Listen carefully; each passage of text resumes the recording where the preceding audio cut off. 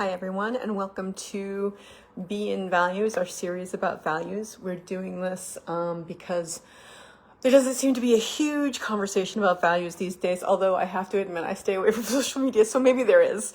But I think while we all believe, and we know that we have values, that many of us don't think about them a lot, and therefore don't necessarily live in alignment with them and spend our time reacting rather than purposely following the North Star of our values.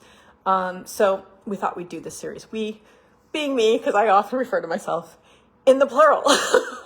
So this week, we're doing Be in Values Connection. Last week was presence, and the next few weeks we'll be focusing on the Be In initiatives, core values. So presence is our first core value, and connection is our second.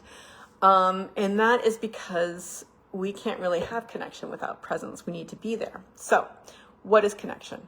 I'm going to give you my understanding of it, and I would love to hear what connection means to you.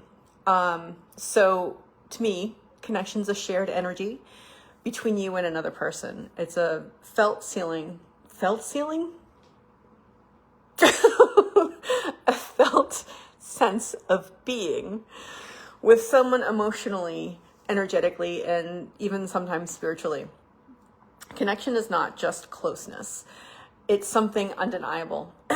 It's when space between people disappears. And it doesn't require agreement.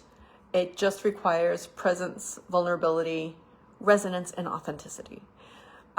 It's a sense of mutual attunement. You're in sync. It's even almost like your nervous systems are dancing. And there's no real need to plan steps. You're just with the other person. There's no performance. There's no pretense. Like I said, it requires authenticity. You are being, and you can be exactly who you are, and they can too. And nothing needs fixing or proving. But connection is also a recognition.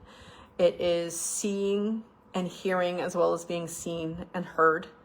There's an unspoken understanding, and there's no need to explain. It can be there. I would even say it's never really loud. It's just there, and it's sensed by both. It can be recognized right away. I think that you can kind of recognize it as the relationship goes on. Sometimes it's like in an instant, like almost an audible click. But there's an unspoken understanding there and a mutual respect to at least some degree. You know, you don't have to agree with the person, but you do respect them. You can feel safe. You feel safe with this person. There's an emotional safety. You can allow your guard to drop. And there's an ease to it. You don't have to force it. There's no effort behind it. It just is. And it's not, like I said, it's not big. It's not dramatic. It's sometimes subtle. Sometimes you only notice it in hindsight. Connection is important because it's how we remember that we're not alone. It's how we feel not alone. It's how we feel connected, right? It makes us feel safe, like I said, seen and grounded.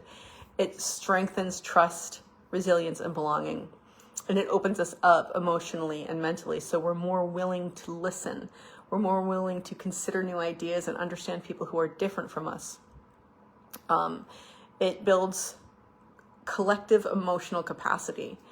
So it starts to go from the personal, it shows up in your personal life, and then it shows up in society because societies are made up of individuals. Or it doesn't show up in your personal life, and therefore it doesn't show up in society. Just like individuals need to support and grow, so do communities and movements. It starts with us and it spreads. It's in how we speak and act and treat each other. That is how culture is shaped. It is the foundation for cooperation and compassion and community. You have to have connection to have compassion. And you can have, therefore, if you're going to use that definition, you can have connection with I guess with people you don't even know or haven't met, because you can have compassion for someone all the way across the world as long as you recognize that they're a human and they deserve to be treated with dignity and care. It allows us to recognize and respect perspectives that aren't our own, rather than dismissing or invalidating them. It humanizes others, making empathy and understanding possible. Without it, we see a lot of what we get today. We've got dehumanization, we've got tribalism, we've got finger pointing, us and them, fear. Connection kind of replaces that us and them mentality with we're all in this together. And it makes shared progress possible.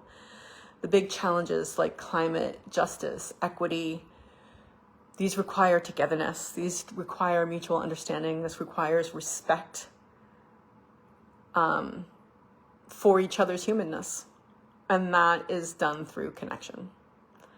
So how do we heighten these connections and lower barriers? I would argue, first and foremost, we need to be present. We need to ask questions. We need to listen actively, try to understand people who are different from us, and try to even put ourselves in another person's shoes, to be interested in another person who's different, right? To be interested in our differences rather than critical or scared. And also be more aware of our similarities so that we can really connect and understand one another and see each other for the humans that we are. So I am going to stop there and ask you to participate. What does connection mean to you?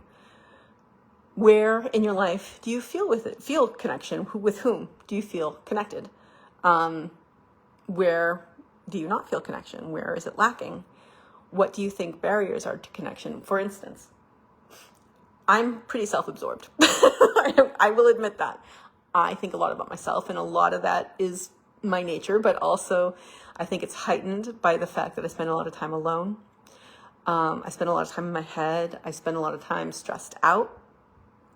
And I think this cuts off our presence and keeps us from connecting. So a lot of connection is, I wouldn't say losing our self-obsession, but it is also gaining attention to other people. What else? Looking at my notes. It really is, like I said, it goes from the individual into society, and therefore the individual is where we have to start. We have to start listening to each other. And then that becomes collective, and it becomes accepted, it becomes the norm, and it becomes what is expected, what is celebrated, rather than having everybody gang up on someone who's different. So what do you think the barriers to connection are? I mean, disconnection breeds division. What are the barriers to connection, and how can we solve them? Where I lost my notes. Okay, so that's really about it. I love your opinion. Let's interact and let's get this conversation around connection going.